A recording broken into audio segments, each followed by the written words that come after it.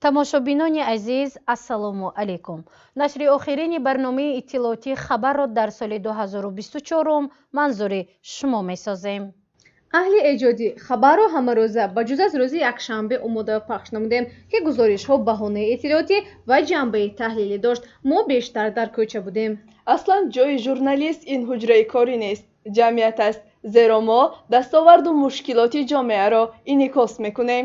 дар воқеъ воситаҳои ахбори умма ин ҳокимияти чаҳорум аст.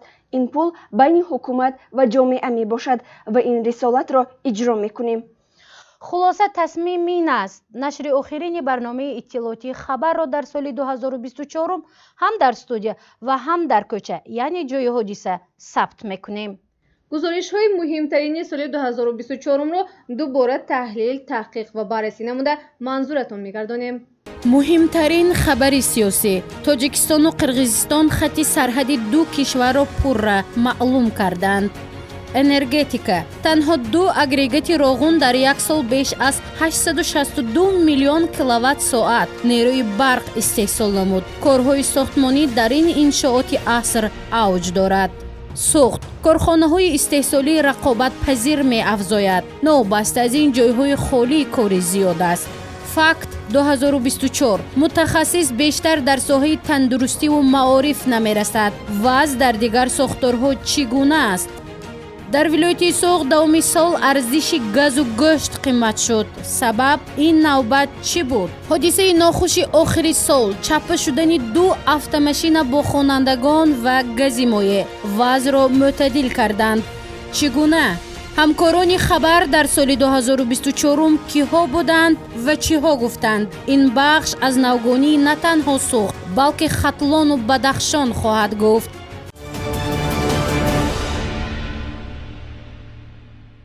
ассалому алайкум тамошобинони азиз. мусоҳибаи навбатии мо бозам дар масъалаи марз аст. зеро хабари муҳимтарини сиёсӣ дар ҷумҳурии Тоҷикистон дар соли 2024 ин ба марзи Тоҷикистон ва Қирғизистон алоқаманд буд. мо вобаста ба ин мутахассиси варзида, яъне устоди устодони журналистикаи тоҷик гӯем, Неъматулло Мирсаидовро даъват кардем. устод, ташаккур ки даъвати моро пазируфтед. албатта, ман ҳамеша бо шумо. шакр. устоди азиз, охири моҳи соли 2024, яъне оғози моҳи декабр гӯем, як хабари хушро агентии миллии иттилоотии Тоҷикистон интишор кард ки он вобаста ба марзи Тоҷикистону Қирғизистон буд. ин чӣ маълумот буд? аз ин чӣ чизи ҷолибро мо интизор шавем?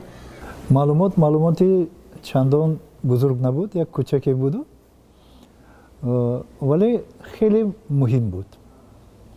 ба он хотир ки ҳам ҷониби Қирғизистон ва ҳам ҷониби Тоҷикистон, мардуми ҳарду ҷониб кайхост ки хабари ба охир расидани аломатгузории марзҳоро шунидан мехостанд. чандин сол аст ки ин кор идома дорад. беш аз 22 сол ҷонибҳо гуфтушунидҳо карданд. дар давраи охир худатон хеле хуб медонед ки муноқишаҳои сахт байни ду кишвар бархестанд. талафоти ҷонӣ ҳам буд ҳатто дар рафти заду хурдҳо. вале ба ҳар ҳол ақлу идрок дар охир ғалаба кард ва ҷонибҳо худашон дар ҳақиқат фаҳмиданд ки ғайр аз гуфтушуниди паси миз масъалаи марз дигар роҳе надорад. аз ҳамин нуқтаи назар вақте ки хабар дар бораи ба охир расидани аломатгузорӣ аз минбари васоити ахбори умум садо дод, ростӣ манам хеле хушнуд шудам ки зеро на танҳо худам сокини марз ҳастам, балки дар ин мавзӯъ бисёр кор кардам, менависам. ман чун имрӯз дигар воситаҳои ахбори умум ҳам маро ба сифати коршинос даъват мекунанд ва албатта ман мехостам ки дигар дар бораи муноқиша сухан наравад. ман мехостам ки тинҷи оромӣ, фазои тинҷи оромӣ ҳамин марзи тоҷикистону қирғизистонро фаро гирад.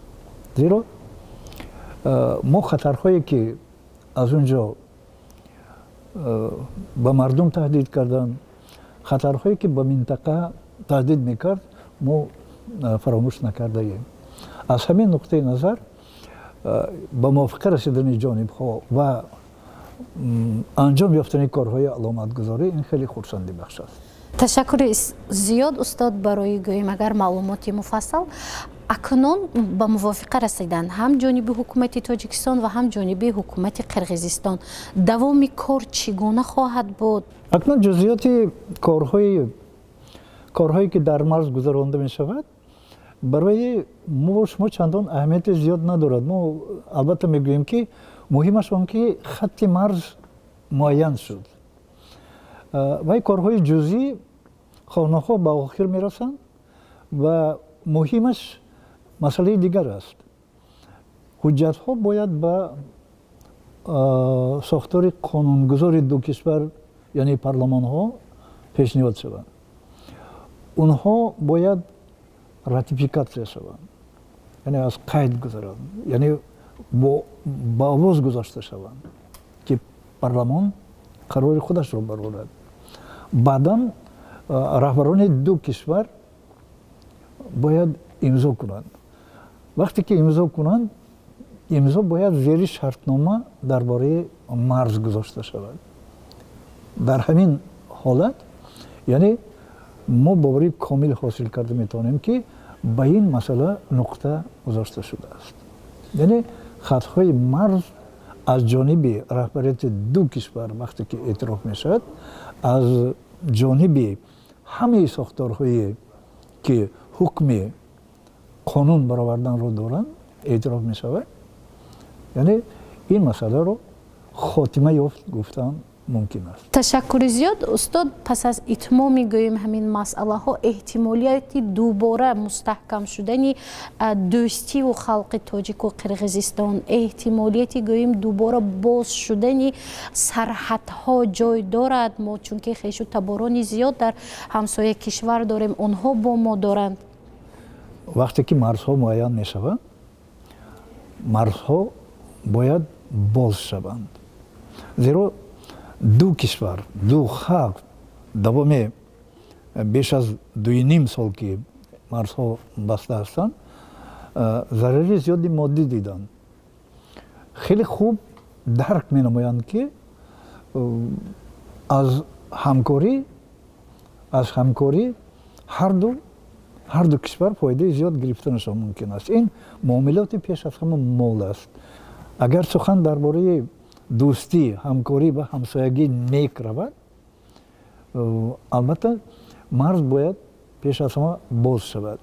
вақте сухан дар бораи устувории вазъият дар осиёи марказӣ меравад, ҳамин кишварҳо ҳамашон ба ҳамдигар бояд робита дошта бошанд. бе робита вазъияти дохили ҳамин минтақа устувор намегардад. ман гумон дорам ки марзҳо албатта боз мешаванд. ташаккури зиёд устоди азиз. бори дигар ба хотири он ки даъвати моро пазируфтанд ва ҳамсӯҳбати мо шуданд, сипос мегӯям. хабарнигорони симои мустақили якум танҳо навиди ҳудуди шаҳри хуҷанду вилояти суғдӣ, балки аз минтақаҳои гуногуни кишвар хабар медиҳанд. масалан, яке аз хабарҳои муҳим ин омода гардидани гузориш аз ҷараёни сохтмони нерӯгоҳи барқи оби Роғун буд. нерӯгоҳи барқи оби Роғун пуриқтидортарин иншооти силсилаи нерӯгоҳҳои рӯди вахш аст ва иборат аз 6 агрегат мебошад. тавонои ҳар кадом агрегат 600 мегаваттро ташкил медиҳад. Роғун бо иқтидори 3600 мегаватт солона беш аз 17 миллиард киловаттсоат барқ истеҳсол мекунад. нерӯгоҳи барқии Роғун давоми соли ҷорӣ новобаста аз таъмиру тармим ва ҷараён доштани корҳои сохтмонӣ ба андозаи 862 миллион киловаттсоат нерӯи барқ истеҳсол намуд. дар ин бора ба гурӯҳи кормандони воситаҳои ахбори омма мутахассисони нерӯгоҳ хабар доданд. ҳоло дар Роғун ду агрегат фаъолияти босамар дорад. яке соли 2018 ва дигаре соли 2019 ба истифода дода шуд. аз оғози ба истифода додани агрегат нерӯгоҳи барқии оби Роғун 7 8 миллиард киловатт-соат нерӯи барқ истеҳсол намуда ба системаи энергетикии ҷумҳурӣ интиқол додааст. айни ҳол дар нерго ду гидроагрегати панҷуму шашум ду гидроагрегати муваққатӣ кору фаъолият доранд ки нерӯи барқи истеҳсолшавандаи ҳар ду гидроагрегатҳо 137 мегаваттӣ мебошад. дар давоми соли ҷорӣ зиёда аз 890 миллион киловатт-соат нергоҳи барқии обии роғун истеҳсол намудааст ва аз давраи ба истифода додан бошад нергоҳи барқии обии роғун зиёда аз 7 миллиард киловатт-соат нерӯи барқ истеҳсол ва ба системаи энергетикии ҷумҳурии Тоҷикистон интиқол дода шуд. рушди соҳаи энергетика ба тараққиёти мунтазами иқтисодии Тоҷикистон, хусусан дар самти татбиқи ҳадафи чоруми миллии саноатикунонии босуръати кишвар нақши калидӣ мебозад. баъди пурра ба истифода додани нерӯгоҳи барқии обии роғун имкон аст ки дар кишвар даҳҳо корхонаҳои хурду бузурги саноати бунёд ва ҳазорҳо ҷойи нави корӣ таъсис дода шавад. дар лоиҳаи нерӯгоҳи барқии обии роғун бунёди толори мошинҳо ва биноҳои трансформаторҳо дар дили кӯҳ ва зери замин бунёд мешавад ва кор дар ин самт ҷараён дорад. дар толори мошинҳо агрегати 5 ва 6 нерӯгоҳ ва дар бинои трансформаторҳо 2 бинои асосӣ васлу насб гардида дар истифода ҳастанд. васлу насби таҷҳизотҳои агрегатҳои минбаъда идома дорад. بسیار مرکب است. بسیار لایه مرکب است. لایه است که دنیای تسخیر کرده است. لایه روغن 90 کیلومتر نقب‌ها زیر زمین. ما همون یک فیلم داریم، همون نقب‌های زیر زمینه، همون مشعل زیر زمینه، تالار ماشین‌های قلب‌های زیر زمین گفتگی است. در اون فیلم ما قلب‌های زیر کوه. به درمی زیر کوه قلب‌ها میتپند. هر کسی که از پاکستان، از هندوستان، از آمریکا از دیگه جا همشون اینجا تجارت کرده هستن. ба гурӯҳи кормандони воситаҳои ахбори омма дар охири пресс-тур тоби роғун, воқеа ва одамон тақдим карда шуд. عقیده‌های جناب والی است.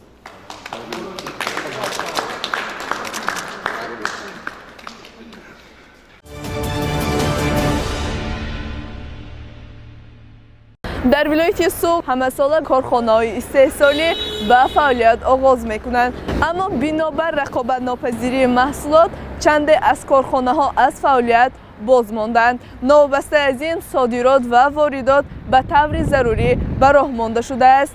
таҳлилҳои мутахассисон нишон медиҳанд, ки содироти маҳсулот ба кишварҳои дуру наздик ба роҳ монда шудааст.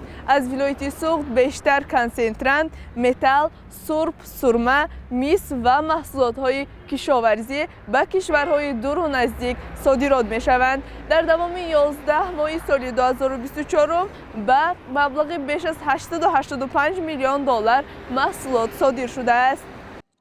дар шаҳри Хуҷанд давоми 8 моҳи соли 2024 34 корхонаи нав кушода шуд. беш аз 300 нафар бо ҷойи кори доимӣ таъмин гардиданд. корхонаҳои истеҳсолии хурду миёнаи шаҳр ба 294 адад расидааст. ҳаҷми истеҳсоли маҳсулоти саноатӣ бошад зиёда аз 1 миллиард сомониро ташкил намуда, дар шаҳр 166 намуд маҳсулотҳои саноатӣ истеҳсол шудааст.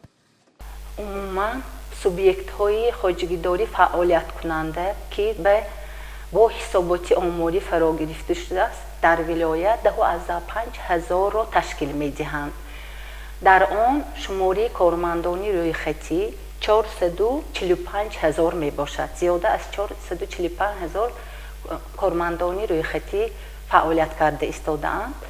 аз он ҷумла дар шаҳри Хуҷанд ҳамагӣ корхонаҳое ки ҳисоботи оморӣ ба тариқи электронӣ пешниҳод намуда истодаанд 2186 ададро ташкил медиҳанд. аз он корхонаҳои истеҳсолӣ ки ҳисоботи оморӣ пешниҳод карда истоданд дар умум зиёд ҳастанд, зиёда аз 300, аммо ҳисоботи оморӣ пешниҳод карда истоданд дар моҳҳои январ августи соли равон зиёда аз 230 ададро ташкил медиҳанд. дар корхонаҳои шаҳри Хуҷанд маҳсулотҳо рақобатпазир истеҳсол мешавад. таҳлил ва мушоҳидаҳои гурӯҳи кормандони васоити ахбори омма нишон дод, ки бештари маҳсулот содиротӣ буданд. масалан, дар корхонаи Азияполитекс маҳсулоти истеҳсол гардида пурра содирот мешавад. ин корхона ба истеҳсоли халтаҳои калони полипропилени машғул аст. мутахассисони корхона ашёи хомро аз кишварҳои ҳамсоя Ӯзбекистон, Эрон ва Федератсияи Русия дастрас менамоянд. корхонаи мазкур бо истеҳсоли асфалтҳои калони полипропилени машғул мебошад. айни замон дар корхона то 100 нафар кормандон фаъолият бурда истоданд. ашёи хом аз тарафи корхона аз ҷумҳурии ҳамсоя Ӯзбекистон, Федератсияи Русия, ҷумҳурии исломии Эрон, Хитой харидорӣ карда мешавад. ашёи мо аслан аз гранула иборат буда мо полипропилен, ультрафиолет ва кальций-карбонат харидорӣ менамоем. صادرات محصولات به جمهوری قزاقستان، فدراسیون روسیه و جمهوری بلاروس برآورده می شود. дар вилояти суд бошад давоми 8 моҳи аввали соли 2024 120 адад корхонаҳои хурду бузурги истеҳсоливу саноатӣ кушода шуданд. дар ин корхонаҳо 759 нафар бо ҷойи кори доимӣ таъмин гардиданд. самтҳои асосии фаъолияти корхонаҳо бештар ба истеҳсолот алоқаманд буда, содироти маҳсулотҳо низ ба роҳ монда шудааст. сардори риёсати рушди иқтисод, савдо ва мониторинги мақомоти иҷроии ҳокимияти давлатии вилояти суд ҳаким ҳакимзода иттилоъ дод, ки ҳаҷми гардиши савдои хориҷӣ 2,9 миллиард долларро ташкил медиҳад. ин нишондиҳанда дар қиёс ба ҳамин давраи соли гузашта зиёд мебошад.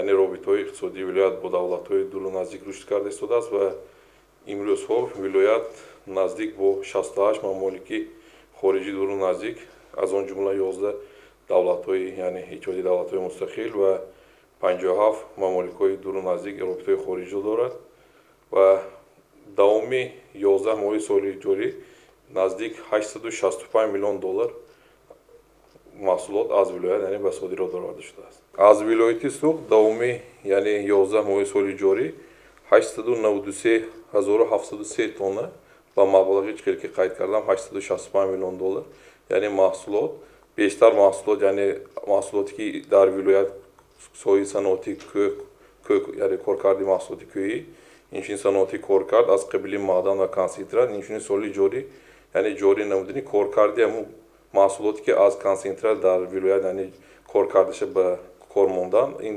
маҳсулоти мис ва маҳсулотҳо аз он инчунин сурма ва маҳсулотҳо аз он мебошад ки яъне мавқеи асосиро наздик 70% ҳаҷми содироти вилоят аз ин вобастагӣ дорад. баъдан сони маҳсулоти кишоварзӣ, нахи пахта, либосворӣ ва дигарон хайрон. мавқеи асосии ҳаҷми гардиши савдои вилоятро ин кишвари Қазоқистон, Федератсияи Русия, Ӯзбекистон, Ҷумҳурии Мардуми Чин ва кишварҳои дур ташкил медиҳанд. ҳиссаи содироти маҳсулот дар вилоят ба Чин 37,9%, Қазоқистон 21,2%, Ӯзбекистон 10,8%, Нидерланд 10,3%, Федератсияи Русия 5,4%, Туркия 4,5% ва дигар кишварҳоро ташкил медиҳад. Вилояти суд бо 63 кишварҳои дуру наздик ҳамкории иқтисодӣ дорад. 11 моҳи соли ҷорӣ ба маблағи 865 миллион доллар яъне маҳсулот ба содирот бароварда шуд ки нисбат ба ҳамин давраи соли қаблӣ 30,5% зиёд гардидааст. дар маҷмӯъ агар гирим ки бо баробарӣ яъне татбиқ гардидани барномаи рушди содироти ҷумҳурии Тоҷикистон барои солҳои 2021-25 тибқи қарори ҳукумати ҷумҳурии Тоҷикистон дар ҷумҳурӣ аз ҷумла дар вилоят яъне татбиқ карда истодааст. яъне ҳиссаи содирот яъне сол аз сол ҳаҷми содирот дар вилоят яъне зиёд шуда истодааст.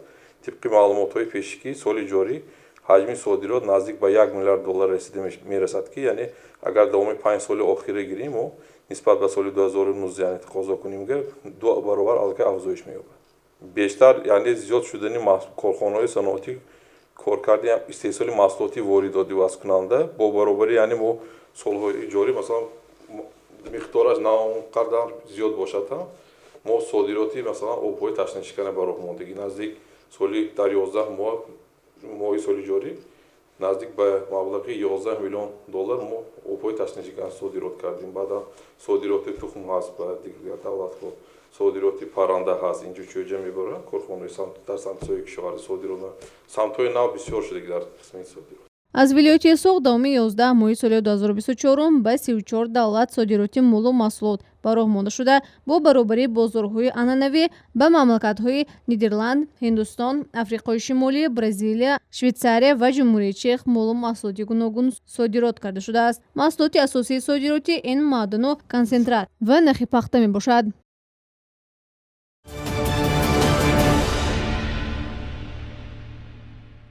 баробари дигар аз соҳаҳо дар соҳаи тандурустӣ низ норасоии кадр мавҷуд аст.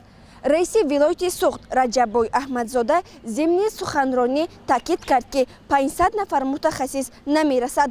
онҳо асосан духтурони оилавӣ, амрози дарунӣ, занона ва равоншиносон ҳастанд. раиси вилояти суғд Раҷаббой Аҳмадзода баробари сухани табрикотӣ аз муваффақият ва мушкилоти соҳаи тандурустии вилояти суғд ёдовар гардид. Вай таъкид намуд, ки нисбат ба солҳои қаблӣ соҳаи тандурустии вилоят рӯ ба рушд ниҳодааст, зеро таҷҳизоти тиббии муосир ба муассисаҳои тандурустии вилоят ворид гардидааст, ки он барои саривақт муайян кардани бемориҳо ва муроҷиаткунандагон кӯмак мекунад. новобаста аз ин ҳанӯз ҳам дар соҳа мушкилот вуҷуд дорад.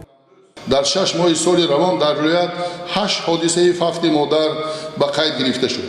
нишондоди фафти модарон 28,6 ба 100 ҳазор зинда таваллуд баробар буда, мутаассифона 9,6 нишондод нисбати соли гузашта баланд мебошад. дар нимсоли якуми соли ҷорӣ 510 ҳодисаи фафти кӯдакон то яксола ба қайд гирифта шуд, ки миқдори фафтидагон нисбати ҳамин давраи соли гузашта 58 ҳодиса зиёд ва нишондоди фафти кӯдакон 1,1 промил баланд шудааст.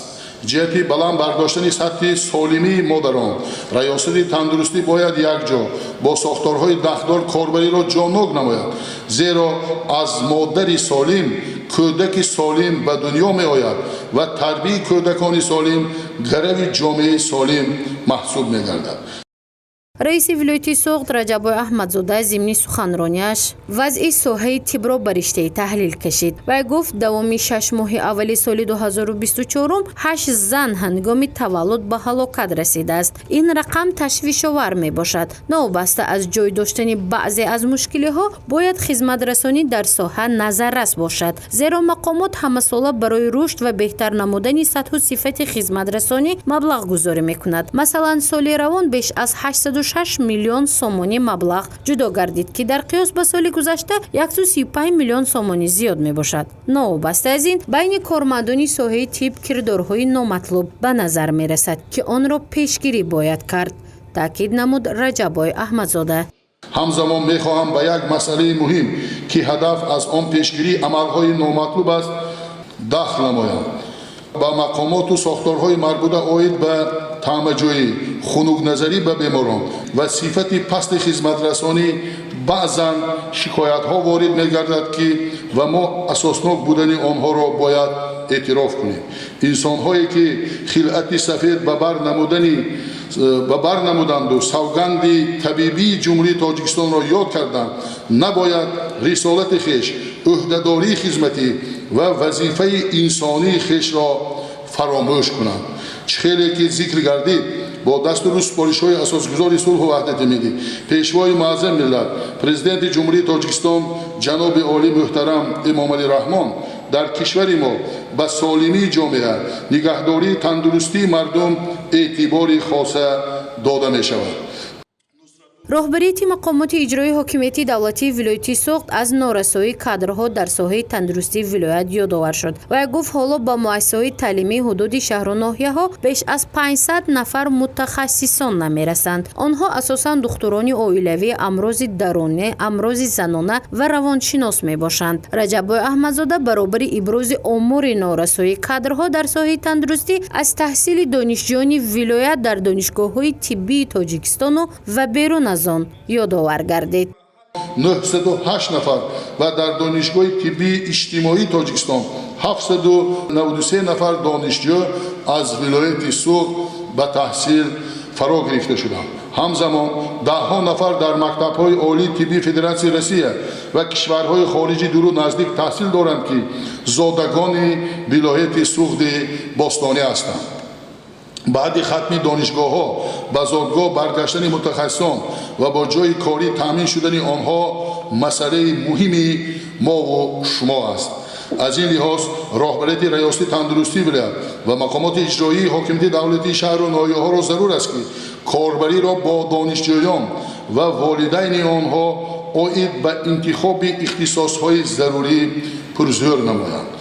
ҳоло дар муассисаҳои тиббии вилояти суғд беш аз 5000 нафар табибон фаъолият мебаранд. Беш аз 17000 нафар кормандони миёнаи тиб дар паҳлӯи духтурон истода барои солимии ҷомеа саҳми босазо мегузоранд. Байни кормандони соҳаи тиб дар вилоят 7 нафар корманди шоистаи ҷумҳурии Тоҷикистон мебошанд. 35 нафар дорандаи медали шафқат ва 640 нафар дорандаи нишони сарисинагӣ аълочии тандурустии ҷумҳурии Тоҷикистон ҳастанд. Ҳамчунин 6 нафар доктори илмҳои тиб ва 75 нафар бошад номзади илмҳои тиб ҳастанд, ки фаъолияти онҳо баробари рушди соҳаи тандурустии вилоят инчунин дар тарбияи кадрҳои ҷавон назаррас мебошад. устодонам мегӯянд, ки журналист бояд мушоҳидакор бошад. мушоҳидаи мо нишон медиҳад, ки ҳар сол бо ҳар баҳона намуди маҳсулотҳо гарон мешавад. Масалан, соли гузашта агар арзиши газу сабзи қимат шуда бошад, имсол қиматшавии газ ва гӯшт ба назар расид. Давоми 11 моҳи соли 2024 беш аз 168 000 тонна гази моеъ ворид шуд.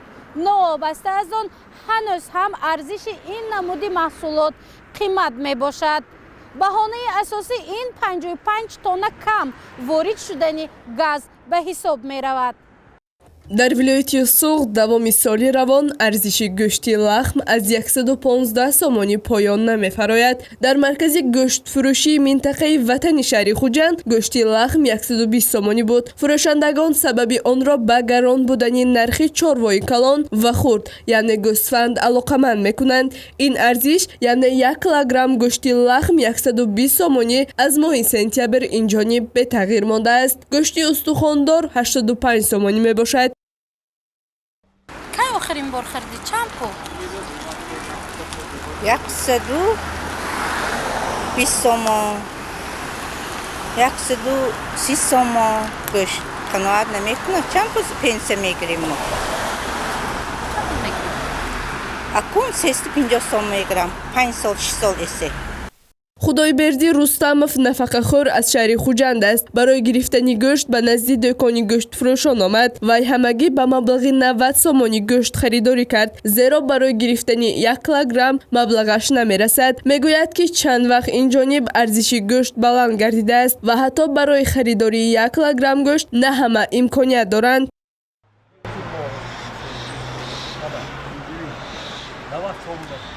همه گوشت فروش ها اومده همه التماس کرده 90 سوم گوشت خریدم و هفته آش کردم می‌خوریم امروز عبید به من خودم 130 سوم پیسه میگیرم. این ماه هم پیسم نمیرسد. اگر هر روز آش خورم من یک هفته یک بار آش کردم می‌خورم هم پیران سوال کردی نمیرسد. 15 کسب من 90 سوم آش کردم حسابیم کم یه اویلم. масъулин сабаби гарон шудани арзиши гӯштро ба баланд гардидани нархи чорво алоқаманд мекунанд. сабаби баланд шудани нархи чорворо бошад ба зиёд шудани маблағи хӯшок ва хӯрокҳои гӯсфанду гов медонанд. баъзеи дигар кам шудани саршумори гову гӯсфандро баҳонаи баланд шудани нархи гӯшт медонанд. новобаста аз баҳонаҳо то инҷониб арзиши гӯшт бетағйир мемонад. ҳокимбек накҳатзода сардори раёсати омори назди президенти ҷумҳурии Тоҷикистон дар вилояти суғд зимни нишасти хабарии ин ниҳод вобаста ба арзиши гӯшт рақамҳои омориро пешниҳод карда буд. мутаассифона дар байни моҳи июл ва моҳи август мушоҳида карда шуд, ки нархи гӯшт дар бозорҳои вилояти суғд камакак боло шудааст.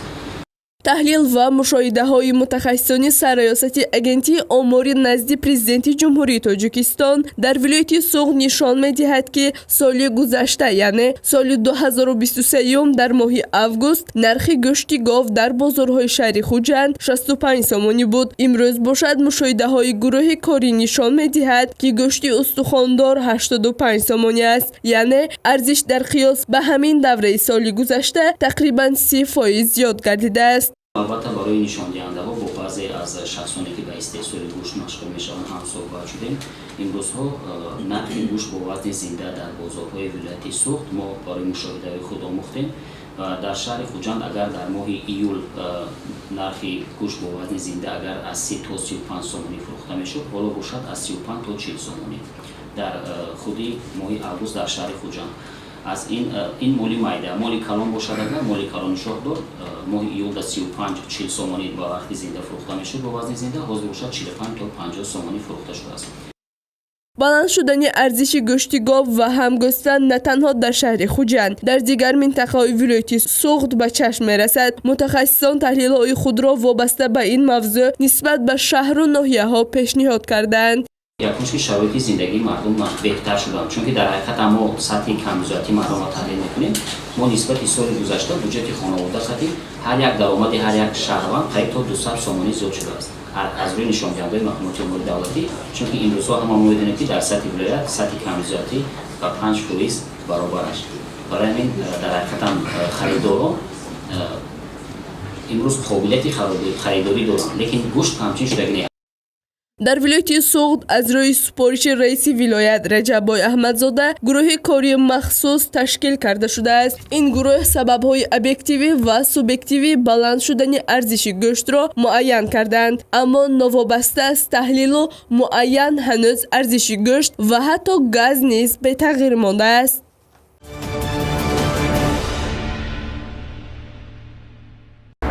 дар вилояти суғд охири соли равон ду ҳодисаи нохушӣ чаппа шудани автомошинаро мақомот ба қайд гирифт. автомошинаҳо боркашон буданд. яке беш аз 8 дона гази моеъ дошт ва дигаре беш аз 40 хонандаи мактабро чаппа кард. хушбахтона ҳар ду ҳолат сари вақт бартараф шуд.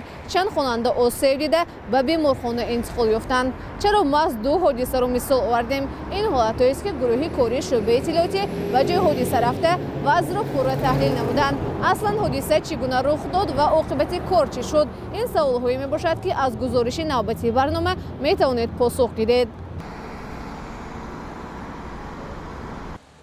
ҳодисаи чаппа шудани автомошинаи боркашон ки 9 тонна гази моеъ дошт субҳи санаи 21 ноябр ба қайд гирифта шуд. ронандаи 31 сола аз ноҳияи Ҷаббор Расулов мебошад. кормандони шӯъбаи бозрасии давлатии автомобилӣ дар шаҳри хуҷанд мегӯянд ки вай аз ӯҳдаи идораи нақлиёт набаромадааст, зеро субҳ борон меборид ва ҳангоми гардиш нақлиёт чаппа шудааст. хушбахтона талафот нест. инҷо микроноҳии 27-уми шаҳри хуҷанд аст. рӯзи гузашта ба ҳангоми боридани борон як нақлиёти боркашон ки газро аз самти спитамен ба ноҳияи ашт бурданӣ буд аз ӯҳдаи идораи воситаи нақлиёт набаромада ҳангоми гардиш ба ин мавзеъ чаппа шуд. шоҳидони ҳодиса мегӯянд ки чаппашавии автомошинаи газкашон пеш аз соати 6 рух дод. ронанда сокини шаҳри хуҷанд набуд. аз ин рӯ вай роҳҳои автомобилгардро ба хубӣ намедонист. яке аз сабаби асосӣ ин истифодаи ба қавли навигатор будааст. шоҳидон мегӯянд ки ронанда ба ҷои гардиши роҳ автомошинаро рост, яъне бо роҳи ноҳамвор идора карданӣ будааст.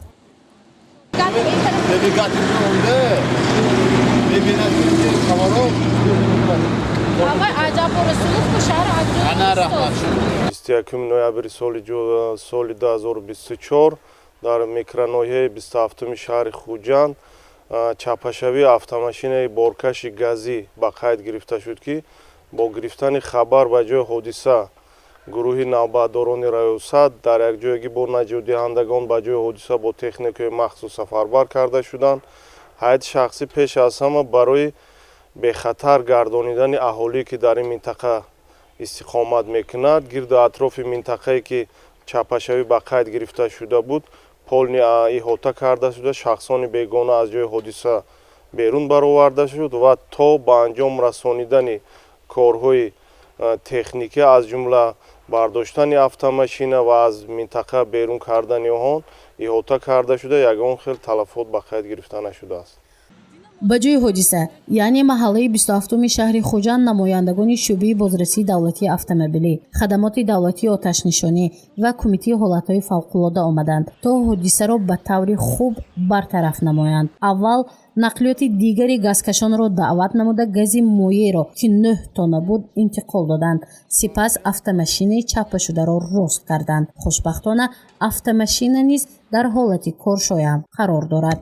асосан корҳои анҷомдодаи мо ин иҳота намудани гирда атрофи он минтақае ки чапашавӣ нақлиёт ба қайд гирифта шуда буд ва роҳ надодани аҳолӣ ба ҷои ҳодиса дар якҷоягӣ бо кормандони раёсати вазорати корҳои дохилӣ ва дигар хадамотҳои дахлдор ва инчунин таъмини бехатарӣ ҳангоми автомашини борбардоре ки ин автомашинро бардоштанд.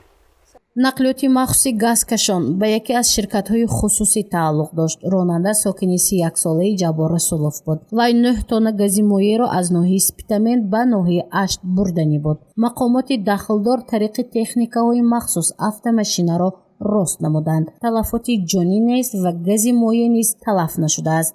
вазъро кумитаи ҳолатҳои фавқулода ва мудофиъи гражданӣ дар вилояти Суғд, бозрасии давлатии автомобилӣ дар шаҳри Хуҷанд ва хадамоти давлатии оташнишонӣ мӯътадил карданд. аммо нисбати ронанда бо моддаи 333 қисми 1 кодекси ҳуқуқвайронкунии ҷумҳурии Тоҷикистон парвандаи маъмурӣ тартиб дода шудааст.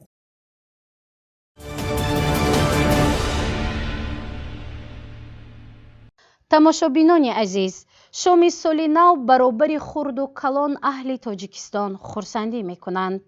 соли кӯҳанро бо бурду бохташ гусел карда, бо умеди солимии ҷомеа ва рушди кишвар аз соли нав истиқбол менамоянд. имрӯзҳо мушоҳида мешавад, ки дар тамоми минтақаи кишвар арчаҳои соли навӣ қомат рост кардааст, то мардум дар ин шом шодиву хурсандӣ кунанд. бори дигар салом алейкум тамошобинони телевизиони Симои Мустақил 1. ман Маҳина Давлатова аз шаҳри Душанбе аз майдони Истиқлол ба шумо гузориши соли навӣ медиҳам. дар майдони Истиқлоли пойтахти ҷумҳурии Тоҷикистон шаҳри Душанбе арчаи соли навӣ бо дарозии 33 метр қомат афрохтааст. дар ин шаҳрак ҳамарӯза сокинону меҳмонон ва ҳатто сайёҳони хориҷӣ омада тамошо ва истироҳат мекунанд. шаҳраки соли навӣ бо иқдоми роҳбарияти шаҳри Душанбе муҳтарам Рустами Эмомалӣ роҳандозӣ гардидааст. мақсади ниҳоии ин болида гардонидани рӯҳу равони пиру ҷавони кишвар мебошад. тасмим аст ки ҳамарӯза дар шаҳраки соли навӣ чорабиниҳои фарҳангӣ ташкил карда мешавад. дар он ҳунармандону ҳаҷвнигорони кишвар иштирок намуда таъби ҳамаро болида месозанд. ин иқдом баробари хушҳол кардани аҳоливу тамошобинон барои баланд бардоштани завқи зебоипарастиву ватандӯстӣ мусоидат мекунад. ватан сар мешавад аз гаҳвавра зи шири повку аз пистам немавдар. ватан сар мешавад аз амтававра ки онро сохта аз дастам немавдар. дар ҷумҳурии Тоҷикистон махсусан пойтахти кишвар ҳамасола дар арафаи ҷамъбасти соли нави мелодӣ чорабиниҳои гуногуни фарҳангӣ ташкил ва баргузор карда мешавад ки ин аз сиёсати хиратмандонаи пешвои миллат муҳтарам Эмомалӣ Раҳмон сарчашма мегирад, зеро мақсаду мароми асосии давлату ҳукумати кишвар ин оромии сиёсӣ, осоиштагии мардум ва пойдории сулҳ дар кишвари Тоҷикистон мебошад. Ёлочка, ёлка, лесная рама, очень мне нужен красивый наряд. Пусть эта ёлочка праздничный час, каждой иголочкой радует нас, радует нас. Ёлочка любит веселых детей, мы приглашаем на праздник гостей. Пусть эта ёлочка праздничный час, каждой иголочкой радует нас, радует нас.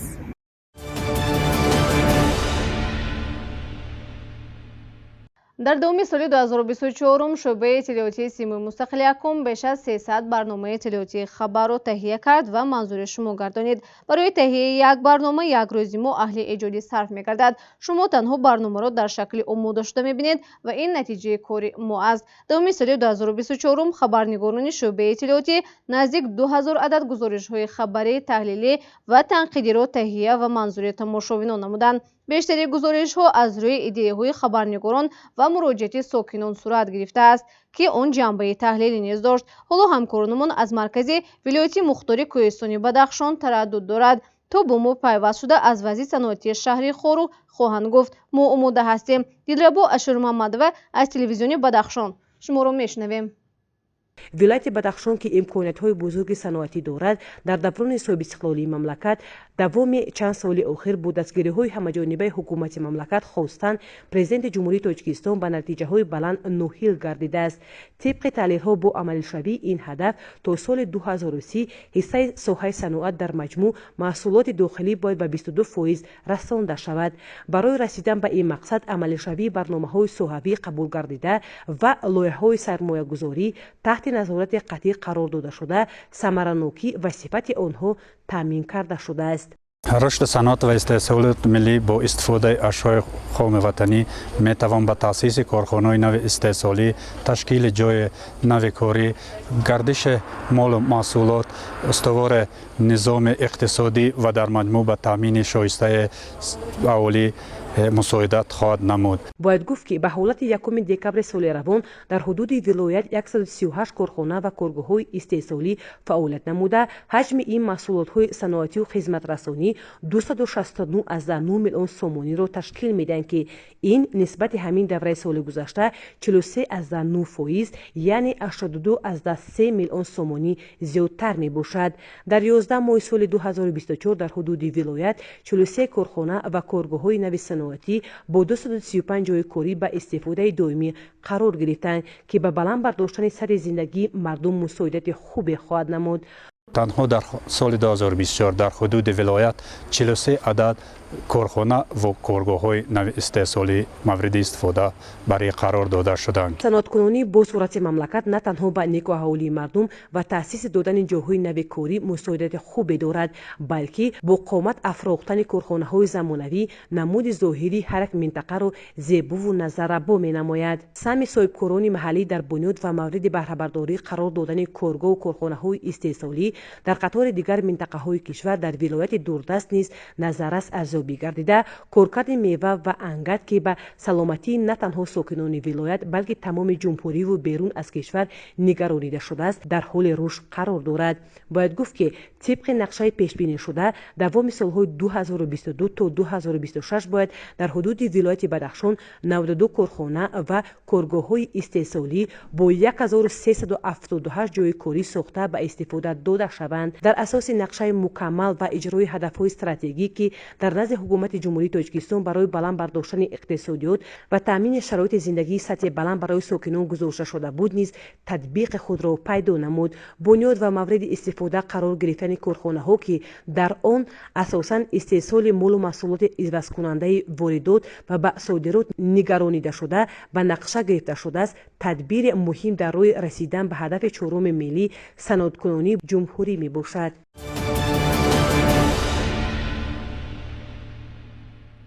دوامی سالی 2024 خبرنگاران در گزارش و مطلب‌هاشان از فرهنگ و عنعنه و جشن‌های ملی نیز گفتند تا تربیت میهن‌پرستی و غرور ملی در دل هر یک نفر جوش زند. ژورنالیستان برابر انعکاس و تحلیل نوید کارهای ایدئولوژی را نیز پرزور کردند، زیرا تلویزیون تاثیر بسیار کرده دارد. می‌بینند و می‌شنوند و می‌خوانند و عمل میکنند. عین حال همکار ما از ولایت ختلان آماده هستند که با ما پیوست شوند. امان جان محکموف، تماشابینان سیمای مستقل یکم، انتظار شما هستند. تشکر همکسبان. در ولایت ختلان نظر به سالهای قبلی امسال موسم نهالشینانی پیشتر آغاز شد، چون که به کل مردم تاجیکستان معلوم است که زمستان امسال از روزهای اول خیلی سرد آمد و امروز معرکه نهالشینانی در شهر و نواحی ولایت ختلان با وسعت ادامه دارد. طبق اطلاع سرریاست حفظ محیط زیست در ولایت ختلان امسال به نقشه گرفته شده است که حدود 500,000 نهالان همیشه سبز و سایه افکن و اطراف 10 میلیون گل و بوته‌های آرایشی در شهر و نواحی ولایت ختلان در خیابان و گلگشت ها و در نزد تشکیلات و مؤسسه ها شنانیده شود. حالا ما از ناحیه خراسان به شما اطلاع میدیم که رئیس ولایت ختلان محترم دولتعلی سعید به موسم نهالشینانی در سال 2024 و سال 2025 حسن افتتاح بخشیدند و طور در نوارها میبینید در ناحیه خراسان имрӯз ҳудуди 1000 ниҳоли ҳамешасабзи арча шинонида шуд. тадбири мазкур дар доираи сиёсати давлатии ҳифзи муҳити зист роҳандозӣ шуда, ҳадафи асосии он беҳтар кардани фазои экологӣ ва пешгирии таъсири манфии гармшавии глобалӣ мебошад. дар доираи ин иқдоми экологӣ дар талу теппаҳои ҷамоати деҳоти ғалаободи ноҳияи Хуросон, шафати шоҳроҳи Душанбе Бохтар беш аз 1000 дона дарахтони ҳамешасабзу сояафкан шинонида шуд.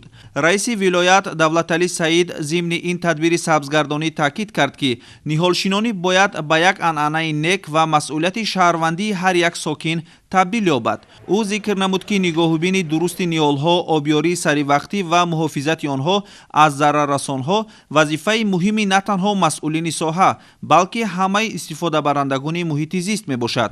мавсими ниҳолшинонӣ дар вилоят имрӯз дар ноҳияи Хуросон оғоз гардид ва имрӯз бо иштироки кормандони ташкилоти идораҳои ноҳиявӣ дар ин мавзеъ дар ҷамоати деҳоти ғалаободи ноҳияи Хуросон беш аз 1000 бех ниҳолҳои дарахтони сояафкан ва ороишӣ бо монанди дарахти санавбар, қарағоч ва шулаш дар ин мавзеъот дар теппаҳо шинонда шуда истодааст. ба гуфтаи мутахассисон, дарахтони ҳамешасабз дар коҳиш додани газҳои зараровар дар атмосфера ва аз чангу ғубор ва дигар омилҳои зарарнок пок гардонидани ҳаво хеле муҳим мебошад. шинонидани ниҳолони ҳамешасабз инчунин дар пешгирии эрозияи хок ва фароҳам овардани муҳити солим барои ояндагон нақши муҳим дорад. мутахассисони сарраёсати ҳифзи муҳити зист дар вилоят таъкид мекунанд ки нигоҳубини мунтазам аз ҷумла обёрӣ, нури расонӣ ва муҳофизат аз зараррасонҳо барои рушди пурраи ниҳолҳо зарур аст.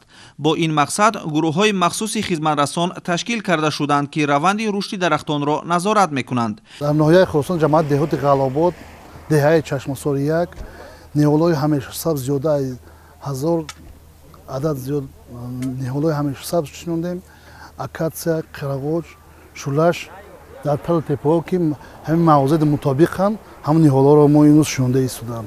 ин маъракаи ниҳолшинонӣ на танҳо барои ҳифзи муҳити зист, балки барои ҷалби таваҷҷӯҳи сокинон ба маъракаҳои экологӣ низ равона мегардад. аз кӯдакон то калонсолон ҳама метавонанд бо саҳмгузорӣ дар шинонидани дарахтон ва нигоҳубини онҳо дар эҷоди муҳити сабз ва зебо саҳм гиранд. зикр намуд раиси вилоят Давлаталӣ Саид.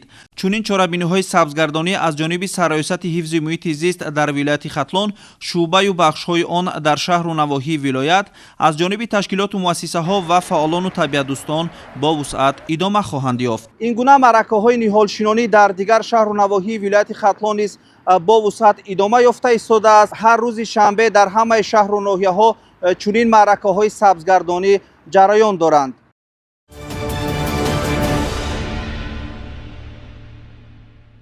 мухлисони хабар, давоми соли 2024 мо аз хабарҳои ҷолиб барои шумо гуфтем то фазои иттилоотӣ холӣ намонад.